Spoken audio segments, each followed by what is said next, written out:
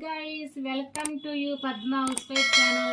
ఈరోజు నేను చేస్తుంది వెండి రొయ్యలు బీరకాయ కర్రీ. సింపుల్గా అండ్ టేస్టీగా ఎలా చేయాలో తక్కువ టైంలో నేను అది చేసి చూపిస్తాను ఫ్రెండ్స్, చూడండి. ముందుగా స్టవ్ వెలిగించుకొని ప్యాన్ పెట్టుకొని ప్యాన్లో 4 టేబుల్ స్పూన్ ఆయిల్ పోసుకొని దాంట్లో ఈ ఎండు రొయ్యలు వేసుకోవాలి. నీట్గా శుభ్రం చేసుకున్న వెండి రొయ్యలు వేసుకోవాలి.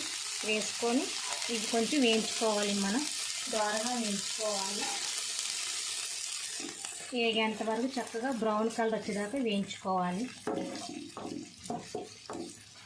ఇలా రొయ్యలు ఇట్లా వేయించుకుంటే సరిపోతుంది. ఇలా బ్రౌన్ కలర్ వచ్చింది కదా, ఇలా తీసేసుకొని బౌల్లో పెట్టేసుకున్నాం పక్కన. ఇందాక వేయించుకొని రొయ్యలు తీసుకొని పక్కన పెట్టుకున్నాం కదా, ఆ మిగిలిన ఆయిల్లో ఇప్పుడు కొంచెం జీలకర్ర వేసుకోవాలి. అలానే కొంచెం కరివేపాకు వేసుకొని వేయించుకోవాలి. దీంట్లోనే